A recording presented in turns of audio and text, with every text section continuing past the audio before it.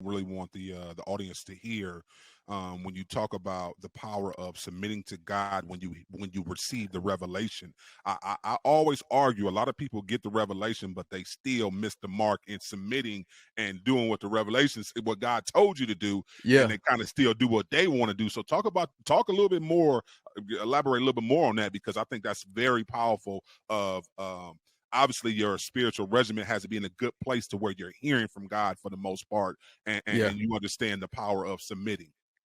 I think a lot of people don't realize at the end of the day, man, we not just making any type of music.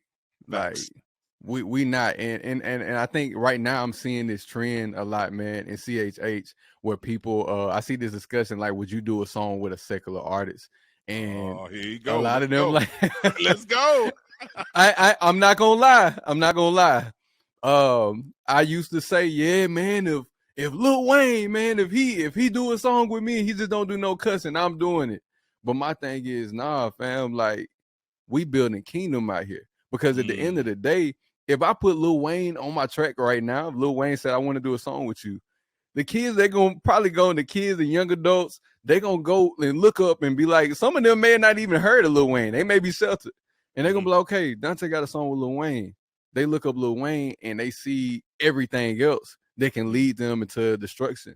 And so for me, man, I feel like when it comes to even releasing songs, and I feel like I'm all over the place. When I tell you I'm passionate about this thing, when it comes to hearing from the Holy Spirit on when to release and when to release, I feel like the same guy that gave you the song would be the same guy to tell you when to release the song.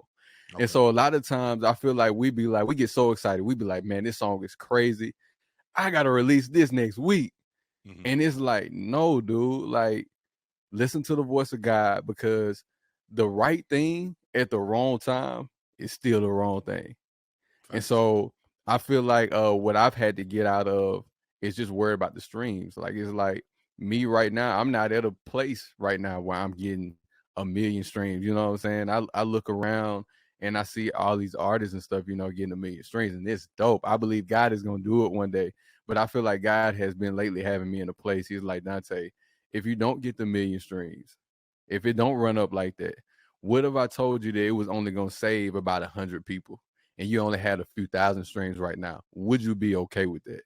And at Mm. first I was like, man, it's tough, because with so many people, they'll get it confused. They'll be like, man, we do this for God. We don't do this for people. But at the end of the day, yes, we're saving souls, but you still have a gift that God is giving you.